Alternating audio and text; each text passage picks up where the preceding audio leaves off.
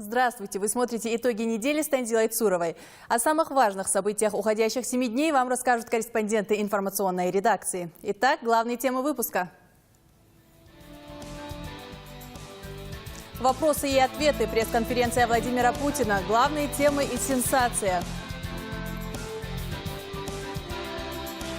Долги только выросли. 50 миллиардов за газ и 24 за электричество задолжал Северный Кавказ.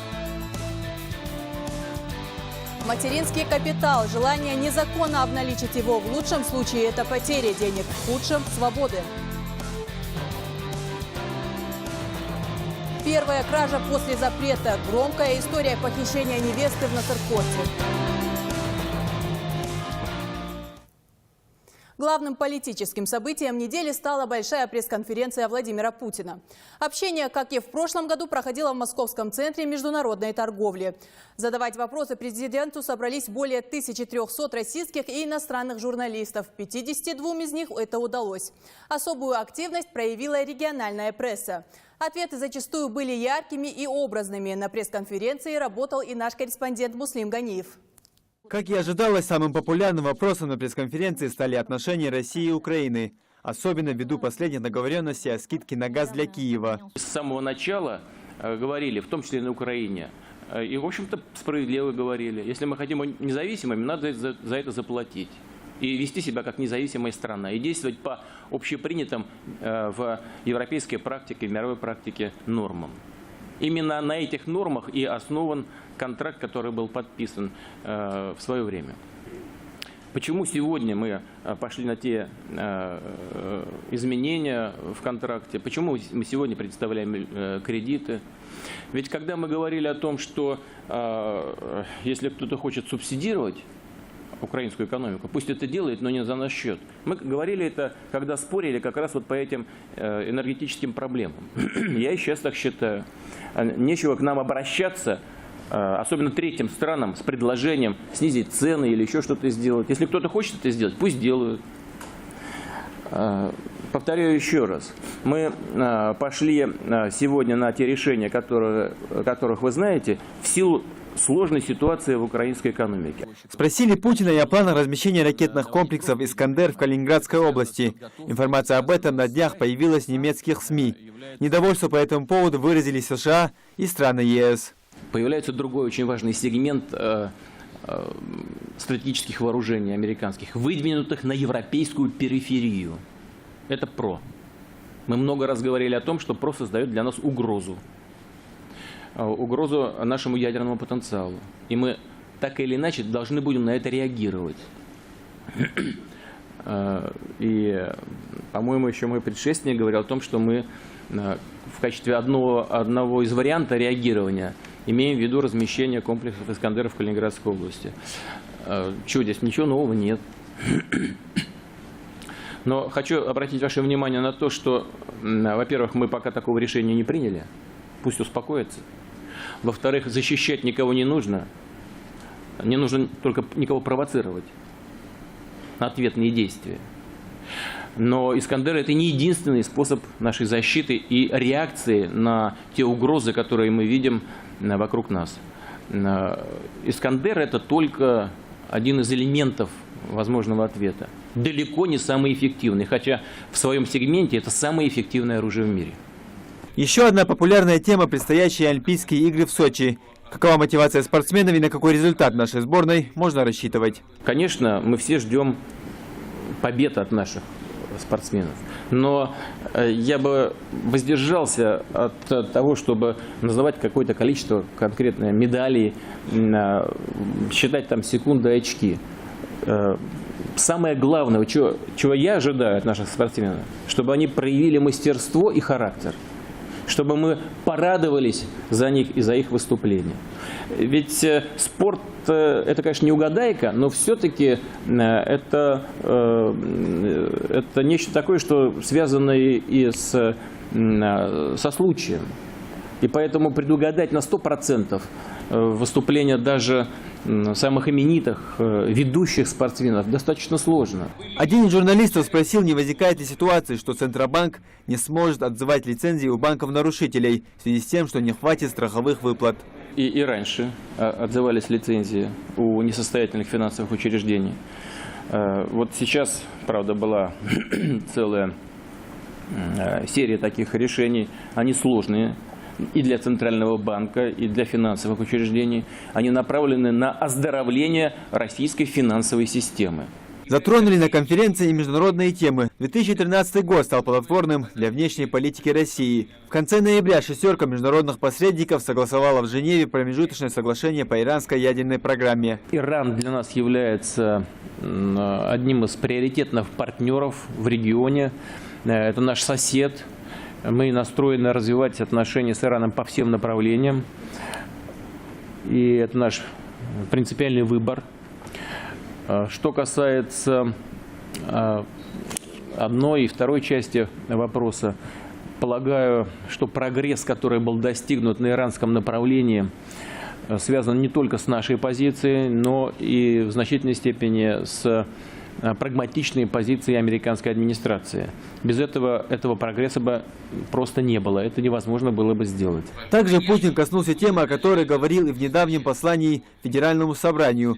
По его словам, российские власти будут проводить деофшоризацию экономики без рывков и не нанося ущерба бизнесу. Пресс-конференция продлилась чуть более 4 часов. Не приняли участие более 1300 российских и зарубежных журналистов. Всего прозвучало более 50 вопросов и ответов. Еще одно важное заявление президент сделал уже после пресс-конференции. Путин сообщил, что намерен подписать прошение о помиловании экс-главы ЮКОСа Михаила Ходорковского, который провел заключение более 10 лет. Михаил Борисович должен был в соответствии с законом написать соответствующую бумагу, ходатайство о помиловании. Он этого не делал, но совсем недавно он написал такую бумагу и обратился ко мне с прошением о помиловании. Он ссылается на обстоятельства гуманитарного характера, у него больна мать. Имея в виду все эти обстоятельства, можно принять решение соответствующее, и в ближайшее время будет подписан указ о его помиловании. Уже на следующий день после заявления президента Михаил Ходорковский был освобожден из колонии. Муслим Ганиев, Сулумбек Аздоев. Итоги недели. 50 миллиардов рублей задолжали за газ потребители Северокавказского округа. Это практически половина общей задолженности по всей стране. Об этом заявил Дмитрий Медведев на заседании правительственной комиссии по Северокавказскому округу. Премьер подчеркнул, что необходимо усилить контроль за потреблением газа, пресекать воровство, а также использование несертифицированного оборудования. Такие же проблемы, по словам Медведева, есть и в сфере электропотребления, где помимо незаконных подключений бывают и случаи преднамеренного банкротства компаний-посредников. Кроме того, было отмечено, что в некоторых регионах сбор коммунальных платежей увеличился, в их числе и Ингушетия. Премьер отметил и открытие в республике единого расчетного центра, который позволяет выстроить прозрачную и понятную систему платежей. Нужно выстроить прозрачную и понятную систему платежей, уйти от всяких суррогатов и наличности. Есть проекты единого расчетно-кассового центра. Вот в Ингушетии такой проект есть, который позволяет, надеюсь, устранить платежную неразбериху. Можно посмотреть и на другие проекты. Между тем, в Ингушетии для сбора долгов за коммунальные услуги к судебным приставам подключились бойцы быстрого реагирования. С ними выезжают на дом к неплательщикам, и закрытые двери теперь не преграда для того, чтобы встретиться с хозяевами дома. Освободят от долгов только в случае оплаты. С тех пор, как стали проводить рейды, количество оплаченных счетов увеличилось. С подробностями Фатима Кариева.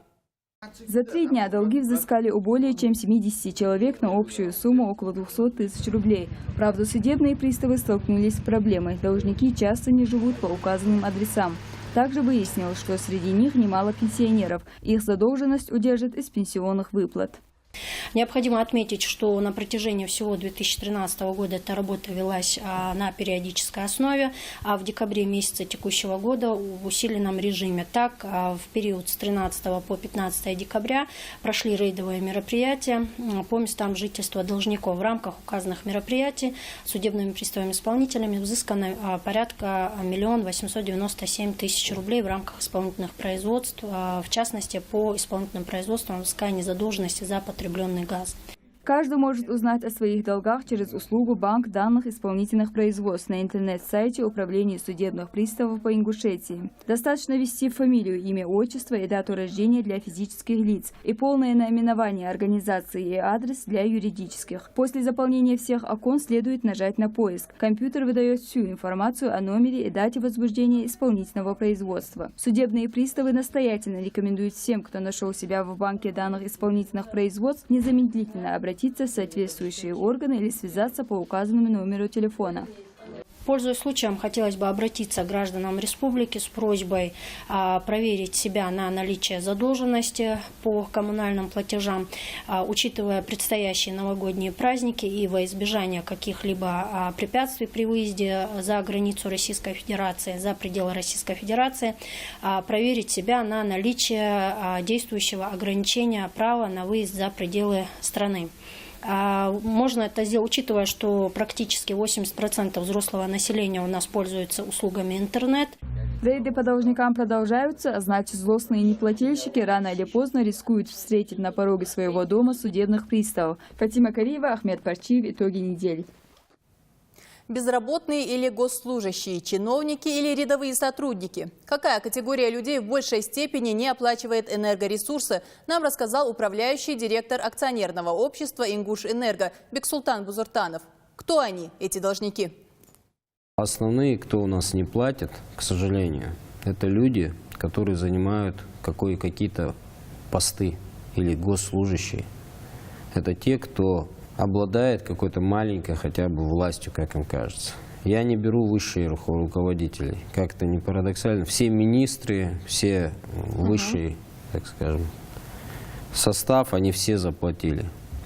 А вот кто начальники отделов, рядовые там сотрудники силовых структур, я не хочу никакие ведомства отдельно называть, чтобы никого не обидеть. Они зачастую ведут себя не просто не платят, они ведут себя по-хамски, когда к ним Какие меры вы принимаете? Когда к ним приходят контролеры. Ну вот я хочу просто всех предупредить, маленьких таких вот начальников, что по каждому из них, их руководителю, будут даны сведения. Что он не заплатил, что он при обходе по-хамски вел себя с нашими сотрудниками. Вы поймите одну простую вещь. Вот все жалуются на приписки, еще на что-то. Мы пытаемся навести порядок. И мы не собираемся, наши люди не ходят по вашим дворам, чтобы что-то с вас снять, что-то у вас выклинчить. Если будут случаи, когда кто-то из сотрудников занимается вымогательством, то этот сотрудник не только уйдет с работы, но по нему, возможно, и правоохранительные органы заведут дело. Будем придавать публичности. Начнем сейчас пока что с министров. То есть и глава дал поручение. То есть мы будем посылать конкретные фамилии, конкретных сотрудников. Я думаю, что их конкретно будут увольнять. С тех пор, как вы начали выездные сборы? Выросла, платить стали больше, но, к сожалению, приходится признать, что это в основном, в целом, конечно, это и наша заслуга, но, конечно, основная заслуга тут, надо признать, это органы местного самоуправления, которые нас очень сильно поддержали. А были ли такие случаи, что какие-то виртуальные счета появляются, многие жалуются? Естественно, виртуальные счета появляются. И виртуальные счета – это проблема, с которой мы боремся. И я вам скажу такую вещь. Каким образом они появляются? Они появляются, во-первых, из-за тех приписок, которые были сделаны в предыдущие периоды. Во-вторых, из-за того, что нам вовремя не сообщили о замене счетчика, и программа, она неправильно считает. Во-вторых, в-третьих, потому что сама программа, сейчас вот мы ее дорабатываем, уже в порядок более-менее привели, приезжали специалисты с Пятигорска, с Кабалк-Энерго, помогали тоже. В самой программе там очень много неправильных вещей было. Но вы поймите одну вещь, если вам виртуальный счет пришел такой, вы придите и разберитесь. Это будет списано, и он больше не придет. К нам все, вот, кто приходит, мне постоянно каждую неделю выкладки дают. Приходят люди, у них 20 тысяч долг там. Разобрались, выяснилось, что у него там 1700 рублей долг. Он заплатил, получил справку, что он не должен. Уже с этого момента никто и никогда не сможет ему сказать, что что-то не посчитано было в 2012 году, в 2011. Эта справка, это уже у него не просто бумажка, это броня в суде. У нас люди любят искать родственные связи и знакомых, когда приходят в такие организации, как наша. Вот не надо ничего искать. Вот вы просто приходите, садитесь к оператору. Куда им приходить? В отделение энергосбытовые отделения. У нас 6 энергосбытовых отделений. Джейраховский район я не беру. Джейраховский район я вообще отдельно поблагодарить хотел бы. Вообще я хотел бы поблагодарить вот жителей высокогорных сел. Потому что в отличие от равнины, там платят 100%. Хотелось бы заметить, что к нам в редакцию очень много звонков поступают, что в Али-Юрте, в Орджоникидзевском, 105-й массив Назрани очень часто отключают электроэнергию. Почему так происходит? Кто за это отвечает? За это отвечает сетевая организация, но мы с себя ответственность тоже не снимаем. Что касается 105-го массива и Али-Юрт, там очень много домов, которых у нас в базе нет. Люди самовольно строятся, нормально не оформляют документы, самовольно подсоединяются. На трансформаторе, на котором там должно быть 50 домов, там на нем висит там 150 домов. Естественно, при этом люди как бы не платят, они жалуются на напряжение. Да, они жалуются на низкое напряжение. На низкое, говорят, две стороны. Платите и требуйте. Жалобы пишите, в суды на нас подавайте. Почему я даже призываю к этому? Почему? По одной простой причине. Пускай у нас где-то накажут, может меня даже накажут. Но в результате этого мы добьемся от вышестоящих там. Нам нужны сигналы наверх. Когда я просто говорю, что вот у нас низкое напряжение, у нас проблемы, мне говорят, дай официально статистику письма. Сколько писем к тебе пришло по этому поводу? А у меня писем 2-3 письма. Потому что все говорят, а никто ничего не делает. Второй момент. Приписки, подавайте на нас в суд. Не бойтесь этого делать. Например, что поставили им второй трансформатор, если на одном очень много подключений, что для этого им нужно сделать? Может, им надо, нас? Это не мой вопрос, это вопрос сетевиков. Там, во-первых, надо анализировать ситуацию. У меня замечание в первую очередь по тем районам, в Назрани, в Малгобеке, в Магасе, везде, где стоят большие дома. Вот мы, наверное, все-таки, я уже неоднократно говорил, вот с ними вообще будем конкретно, персонально с каждым домом разбираться. Мы сейчас будем отключать. Нам пришлют сюда сейчас, в ближайшее время, вышки дополнительные и бригады. И мы будем отрубать. И тот, кто думает, что к нему пришло извещение, вот воздушные долги, я сижу дальше на диване, пойди и разберись. Тебе дается на это 33 дня. А вот у многих такая психология. Ну и отключат, мы подключимся. Подключимся, 30 тысяч рублей штраф. Второй раз подключитесь, уголовное дело. В этом смысле у нас законодательство очень жесткое. Студенты из Ингушетии будут обучаться в Институте стран Азии и Африки МГУ по специальной программе, которую в ближайшее время разработают в университете. Договоренность об этом достигнута на встрече ректора МГУ Виктора Садовничева, директора института и главы Ингушетии Юнусбека Евкурова. После встречи Евкуров выступил перед преподавателями и студентами института с лекцией о значении Северного Кавказа для России и о развитии Ингушетии. Муслим Ганиев был в числе слушателей.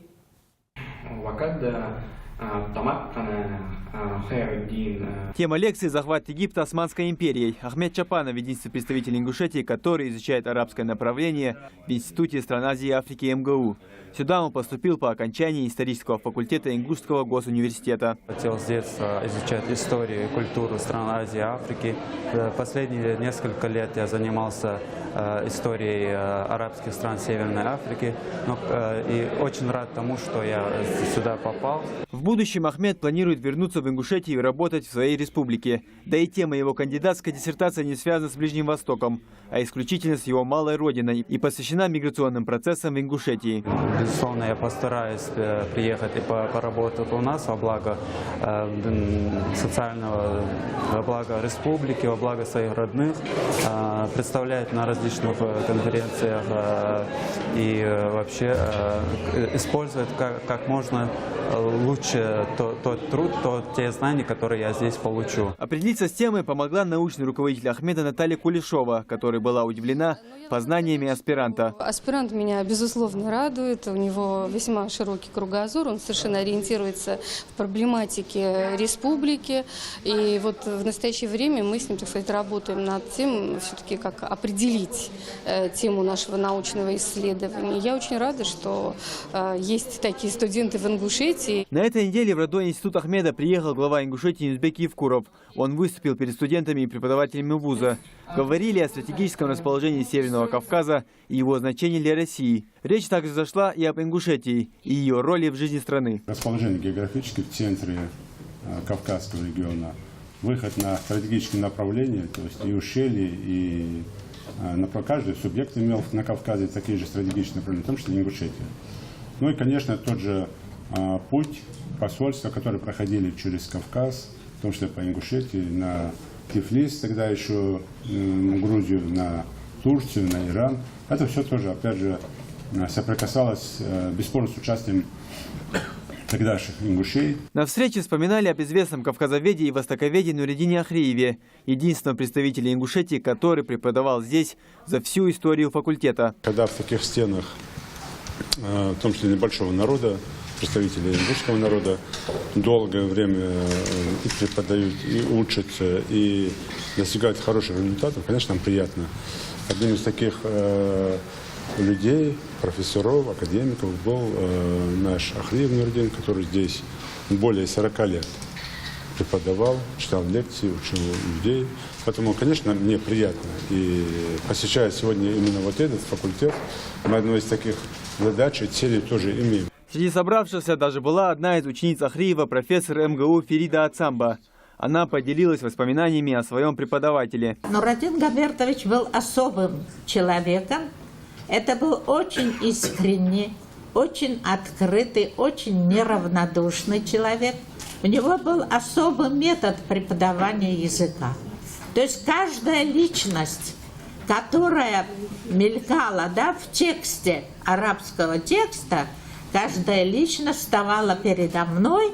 После завершения лекции Евкурову вручили грамоту, которую по традиции дают всем, кто выступает с лекциями в Московском университете. Я так красиво начал, сказал, стремитесь к чему-то. Вот так диплом получать не надо. Муслим Гани, Слумбек Аздоев, Зелимхан Муцольгов. Итоги недели. Известный востоковед Нуридин Ахриев, которого вспоминали на встрече в МГУ, оставил после себя и богатейший книжный фонд. Значительная часть его хранится в Национальной библиотеке Ингушетии. Коллекция Ахриева – это целое наследие, и оно еще не было выставлено на всеобщее обозрение, так как книги должны пройти еще оцифровку. С подробностями Хади Адельбиева. Преподаватель арабского языка в МГУ Нуридин Ахриев всю жизнь собирал собственную библиотеку. В его коллекции было более 8000 книг. Около 5000 бережно хранятся в Национальной библиотеке как память о выдающемся ученом-востоковеде и этнографе, сыне известного полководца дикой дивизии Габерта Ахриева. Нуридин Ахриев с отличием окончил Московский институт востоковедения. Он блестяще знал арабский, французский и английский языки. В годы Великой Отечественной Ахриев был на фронте как специалист-востоковед. В послевоенное время он вновь возвращается к преподавательской деятельности в Москве. В Высшей дипломатической школе Министерства иностранных дел ведет арабский язык. Параллельно преподает в МГУ. Эти книги Ахриев использовал в своей научной работе и преподавании. Среди них есть редчайшие издания. Эта книга «Военное состояние Отоманской империи» датируется XVIII веком. Подобных изданий в библиотеке Нуридина Ахриева немало. Он был сыном военного, воевал сам. Отечественную войну он закончил в 1945 году в чине майора. Впрочем, и на работы самого Ахриева опирались многие известные краеведы. У него было много работ, монографий. В общем-то, монографии, собственно, его не издавались. У него не было такой подготовленной монографии. Нуридин Ахриев был человеком огромных интеллектуальных возможностей. И это отразилось в книгах, которые он подбирал. Фонд Нуридина Ахриева у нас хранится в 2 отделах. В отделе обслуживания читателей, в Национальном краеведческом отделе хранится вся история, вся литература по кавказоведению, документы, а все остальные документы поступили в отдел обслуживания читателей. Наиболее редкие документы будут все оцифрованы и представлены уже в электронном виде для наших пользователей. И хотя с 20-х годов Ахриев не жил на родине, все издания, связанные с Ингушетией, он собирал и бережно хранил. Хадия Дельбиева, Сурхо Кусиев. Итоги недели. Это итоги недели. Смотрите далее в нашей программе. Материнский капитал. Желание незаконно обналичить его в лучшем случае – это потеря денег, в худшем – свободы. Первая кража после запрета. Громкая история похищения невесты в Насыркорте. Мы вещаем ровно год. Что успела и до чего доросла национальная телерадиокомпания «Ингушетия». Материнский капитал стал не только господдержкой для мам, но и предметом купли-продажи. Кто-то готов обналичить его любыми способами, даже рискуя потерять все. Кто-то наживается на доверии и, забрав документы и сертификат, исчезает. По следам мошенников прошел и наш корреспондент Магомед Асканов. Куплю материнский капитал за солидную цену. Мошенники размещают подобную рекламу не только на улицах и остановках. Интернет завален предложениями от аферистов.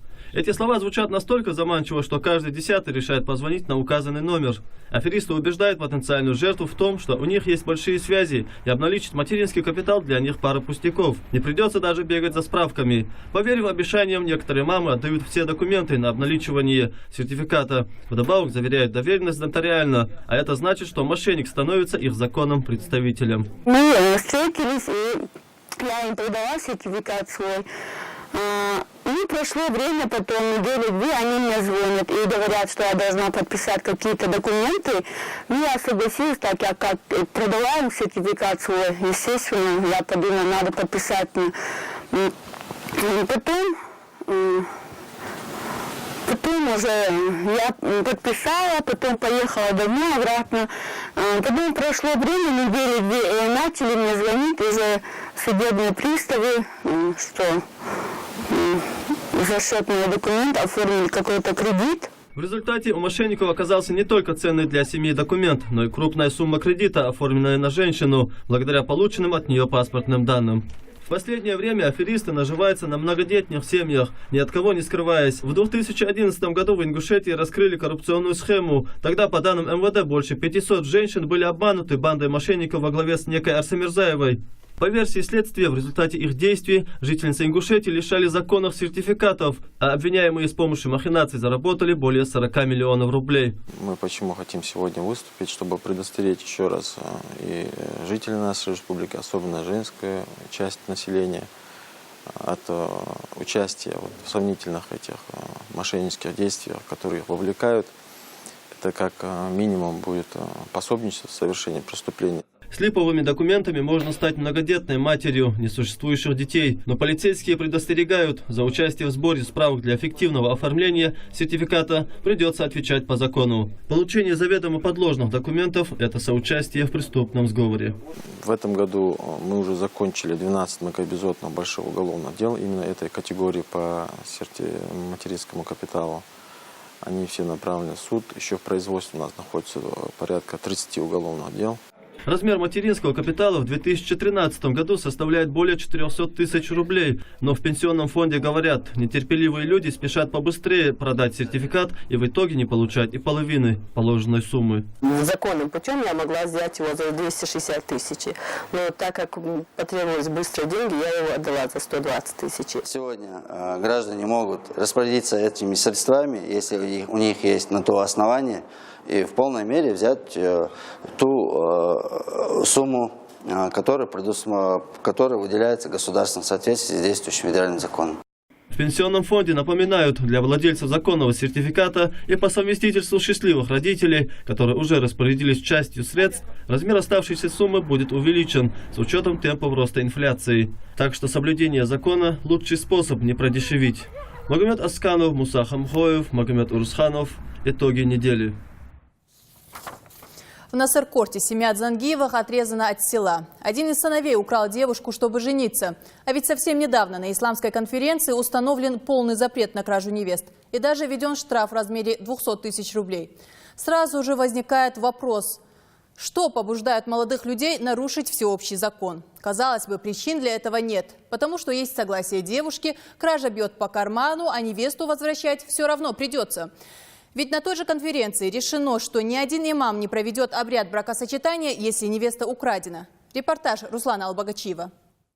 Побег или похищение. Молодой человек из Тайпы-Дзангиевых украл девушку из семьи Бештоевых. По словам его родственников, похищение было совершено по обоюдному согласию. Бештоева сама села к парню в автомобиль. Тот, кто вам сказал вот похищение, вот у него и спросите, кто вам, у вас что, заявление есть? Вот что у вас есть? У нас нету заявления. Если нет заявлений, вопросов нету к нам, никаких.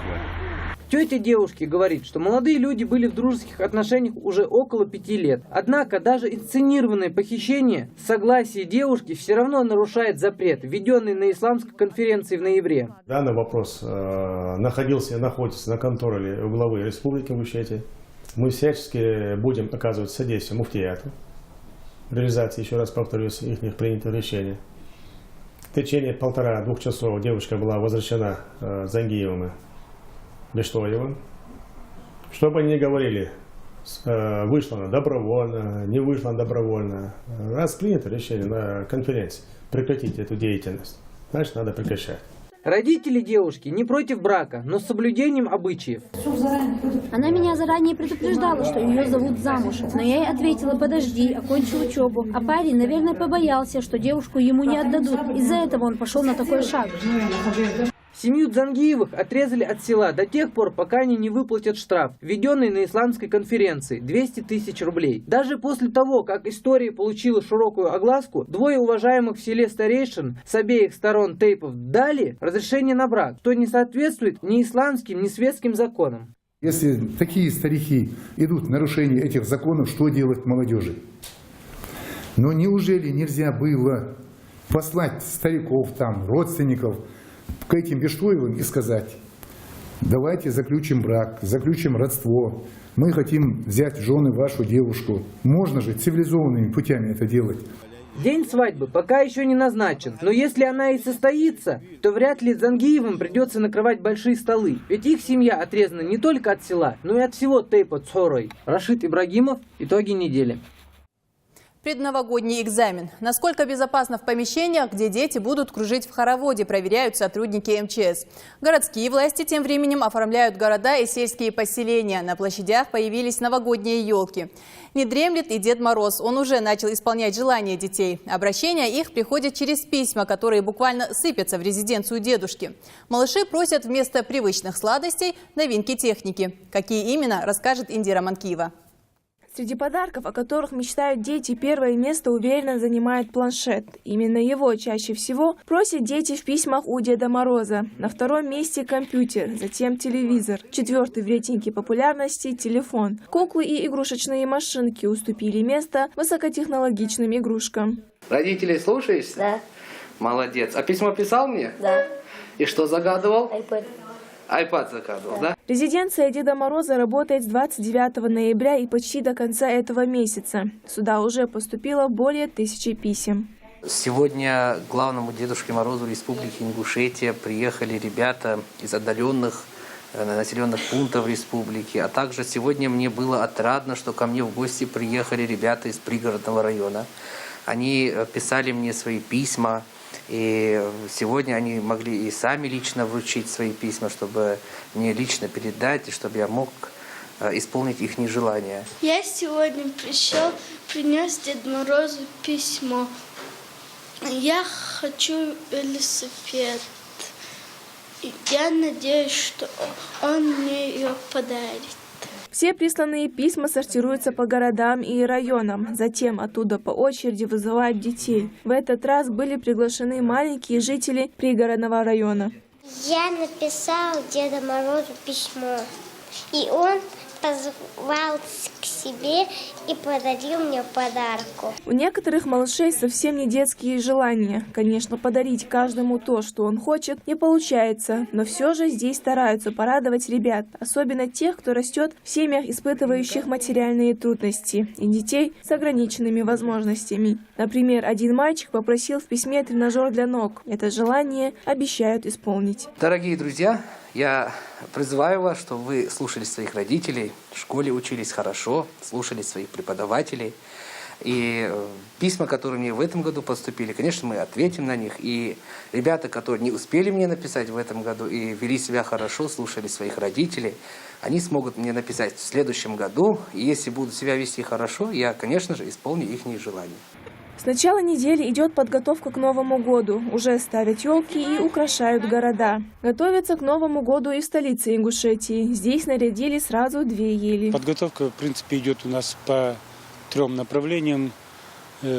Первое – это установка самой елки. Второе – это праздничное оформление города. То есть это подготовка и баннеров с новогодней тематикой, это растяжки, это такие световые фигуры, оформление города. Наиболее яркая атмосфера праздника на прилавках рынков и магазинов. Новогодний ассортимент, игрушки, пиротехника и гирлянды. С большим нетерпением новогодний праздник ждут дети. Я жду Нового года. Хочу, чтобы наш город был красиво разукрашен разными огоньками. Хочу, чтобы на дворе стояла красивая елка, чтобы был Дед Мороз, Снегурочка, и чтобы Дед Мороз дарил нам красивые подарки.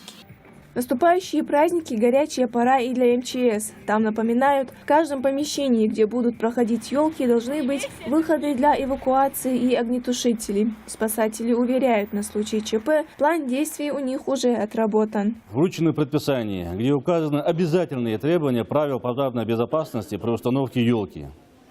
Также нами предлагались мероприятия рекомендательного характера. На всех объектах проведены проверки, в ходе которых с персоналом всех учреждений проводился инструктаж и проводилась эвакуация людей в случае возникновения пожара. До конца январских праздников в республике будут проходить развлекательные программы, чтобы люди смогли забыть о повседневных заботах, будничной суете и окунуться в мир детства и новогоднего волшебства. Индира Манкиева, Мадина Албагачиева, Ахмед Парчиев, Муса Хамхоев. Итоги недели. Год в эфире. 21 декабря 2012 года национальное телевидение Ингушетии появилось в информационном пространстве России. Правда, тогда канал начал вещание в тестовом режиме.